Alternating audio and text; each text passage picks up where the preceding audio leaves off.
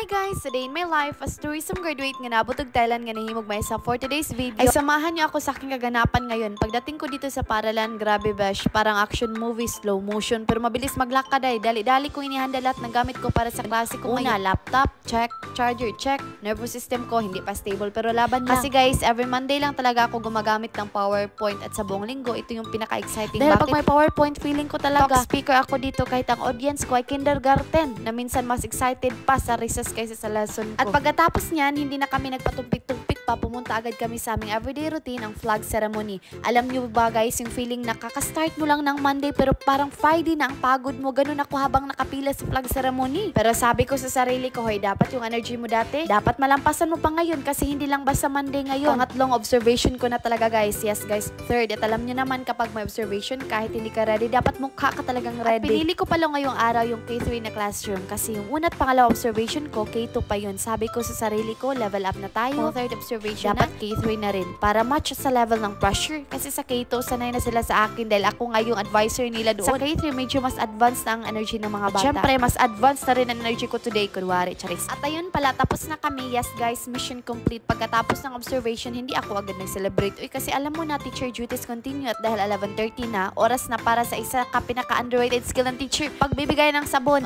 Yes, ako muna ang magbibigay ng sabon sa mga bata kasi hanggang ngayon wala pa ang aking assistant. Kung nakikinig ka man ngayon, assistant, this is a gentle, loving call. Sana bukas naman ikaw na.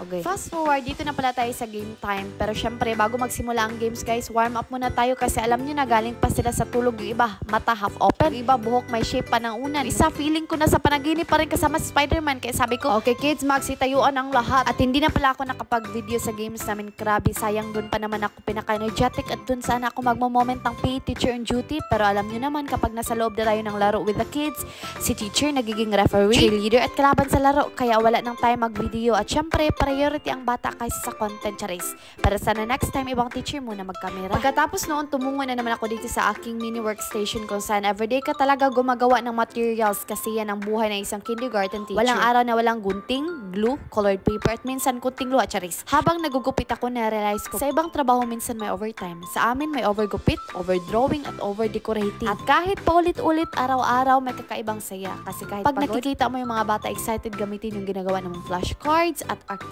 worth it lahat ng puyat, charis, murag may puyat ba? Lahat ng pag-design at lahat ng glue na dumikit sa kamay ko. May isang teacher pa duman na nagtanong, uy, tapos ka na sa observation mo, gumawa ka na agad ng bagong materials? Ako naman, yes, kasi sa kindergarten teacher, walang rest day, meron lang sa atin next activity. And that's it for today's kindergarten teacher journey. Maraming salamat sa pagsama sa akin. Kapunak ha!